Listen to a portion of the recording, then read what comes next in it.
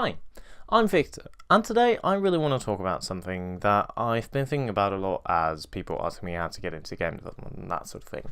Because lots of the time when I look around, for instance, the Unreal Slackers Discord or Unity forum posts and all that sort of thing, but also just casual discussions about how people want to make games when they figure out how to do it, basically, which I talked about in my last video.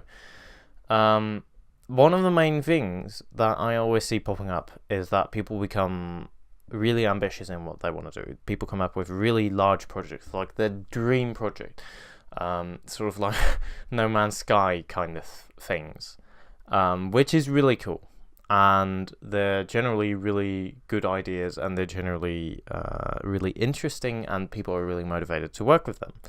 But the problem is that they're massive, obviously, and my hair's probably awful, isn't it? When you don't know what you're doing, that can be harmful, is a general opinion. So what I want to talk about today is whether it's actually painful or hurtful or damaging or whatever in the long term to start with projects that are out of your reach. So I'm going to go back to how I started programming, because I started programming by saying that I wanted to make a park builder. I had this really cool idea, which was like a park builder, but mixed with Minecraft fossil and archaeology thing, and genetics, and digging up fossils, and creating dinosaurs, and blah, blah, blah. And that became the Architect project, which, again, I'm no longer involved with, but that was the old concept with ATP. And that was really interesting for me personally, because I was really motivated to do that. And that was the project which actually got me to get into VFX. It got me into post-processing. It got me into programming. It got me into setting up animations in Unity. It made me explore pretty much every area of Unity, because I was the only in-engine guy we had. And I'm perfectionist, and I want to get things right, so I'm not going to settle for, well, I guess this sort of looks okay. I'm like, I'll redo graphical things 10 times in order to nail them. And back then, obviously, I didn't know how it worked, so I was kind of... I'm sorry, by the way, if I sometimes hit the microphone. I'll move it a little bit further off. Because I see the waveforms on my screen just going zzz. But basically, I always thought that I had these really cool projects which kept me going, and I would really be trying to figure out how the things had to work in order to actually get my dream to work out. Now, the thing with such a dream is that it's obviously really big, and everyone always says that that's a very bad thing, because it will demotivate you, and it will... you won't get the results you want. And here's the thing. It's not a matter of skill that ATP didn't continue the way it did. It's not a matter of, God, I don't know what I'm doing. It was purely a matter of dedication, and that's not something that had to do with the project being out of my reach as a beginning game developer. That had to do with the project being out of reach for just me as a person, because I'm not good at finishing things, and that is a way bigger thing. Like, I don't think it matters how big the project is you start with, but it is true that in the beginning you don't know how to segment your tasks, you don't know how to reward yourself for what you do. It's really easy to get into weird kinds of work ethics, like, I have to work on this now because it's my job, when you're not getting paid for it and you're doing it in your free time for a tiny fan base that just casually follows you.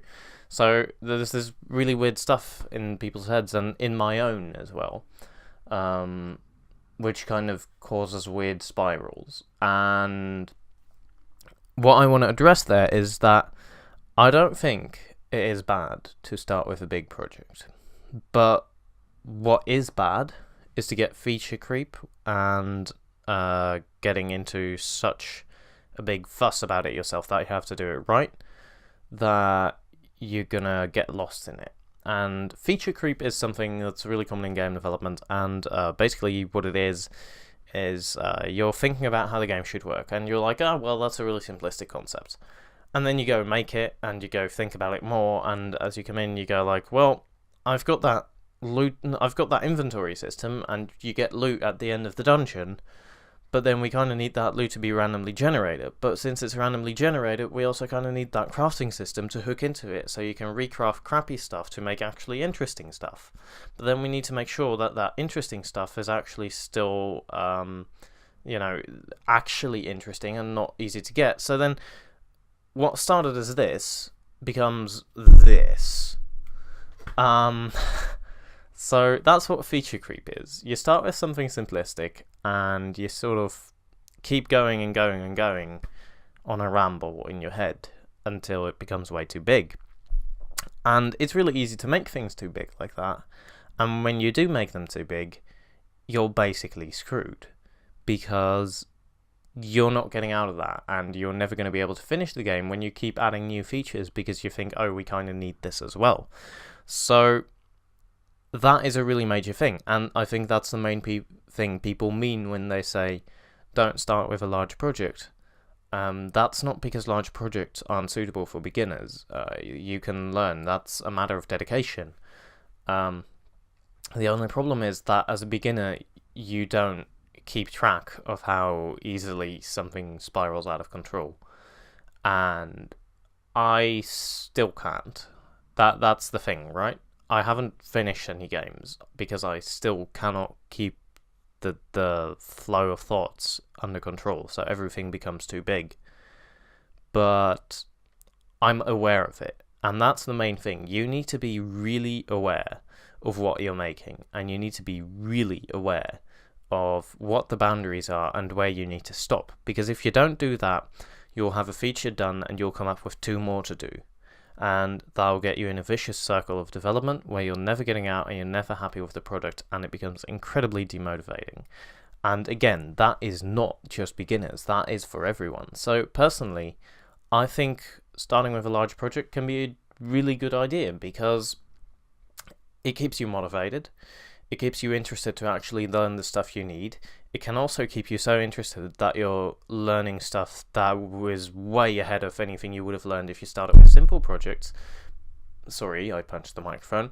Because you actually need that knowledge because you're working on such a complex project and you're dedicated to figure it out.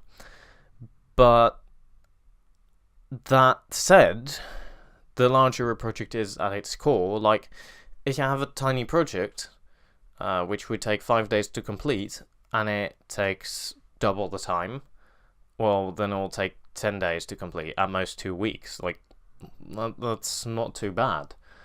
But if you have a project which would take 4 years to complete, and you double that time frame, that's 8 years. And that is not okay. So, the bigger a project is, the worse it is when feature creep kicks in and it spirals out of control. And that is what you need to be really aware of and really careful with, because if you don't keep your eye on that and keep it in the back of your mind, it's really going to come back and bite you in the ass. And it's done so for me on DFTA, Podlands, PPT, ATP, PK as well. Like, I'm not the main developer there, but if I had been, it would have been dead because of way in. And like having that team there to restrict you in being like, that's not reasonable and that sort of thing also really helps, and taking an outsider perspective and saying, is this reasonable to do? So that's the key thing. You need to communicate, and you need to be fully aware of your capabilities and your boundaries. And as for people going like, I want to make an MMO, that's something different. For instance, you need to kind of think a bit in technical terms. Like that's hard, and that's another problem with big projects for beginners, because you can think, oh yeah, I'm just going to do an MMO, but an MMO has upkeep costs. it has sharding, it needs to connect the players smoothly, and you need to optimize your bandwidth, and you actually need to get the player base, and you actually need to keep everything active, and you need to make sure that everything works on every single operating system and actually works together nicely. And actually you'd kind of want cross-platform compatibility, but that becomes a pain, and then you need the international servers, and you're gone. I swear to God, you're not going to do that. And you can, and there have been cases where people have done it, where there's just been a bunch of newbies coming together to say, we're going to do this now, and they've nailed it. And that's not the general consensus. That's not how it usually goes. Usually, indie projects with first-time developers and non-first-time developers kind of start as something really cool, spiral out of control, and die because the projects become too big. And like, that's, if I think about what I always see, that's the main thing. Either people just aren't dedicated, or it becomes so big that therefore it becomes out of reach and people lose motivation and won't be dedicated anymore. And that's what you need to keep in mind, I think. So by all means, if you want to go make the next No Man's Sky as your first game, go for it. You can. I believe in it. You absolutely can. But you do need dedication, and you do need to be aware of what you're doing. And most importantly, really, which mainly hooks into being aware of what you're doing, you need to reward yourself for the bits that you do. So you shouldn't go, well, I guess I've done this tiny bit of this mechanic, 99% of the mechanic to go. You should really try to cut everything into little bits as possible, because then you can mentally reward yourself and you can be content with what you're doing. You need to learn to be happy with the smallest things you do, because otherwise you're going to lose motivation. And that's something you learn over time as a developer, or you drop out of development because you can't do it. So that's not a thing for first-time developers necessarily. That's just, you either accommodate to it or you don't. And if you don't, game development's not going to be fun for you. So that is my take on this debate. It's a bit messy because I didn't really prepare it or anything like that. So if I missed anything, or you think I said weird stuff, or you still have questions, by all means, leave a comment down below.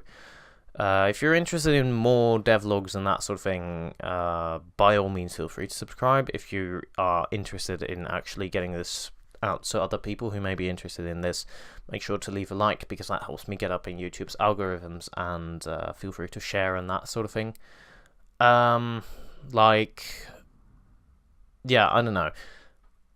If you have any suggestions, also really let me know. I don't really know what to do with all my videos, because I really enjoy doing this. I enjoy talking to the camera, I like interacting with people, but I don't always know what to do. So, as such, I would like to thank you lovely people for watching, and I hope to see you again next time. So, cheers, signing off.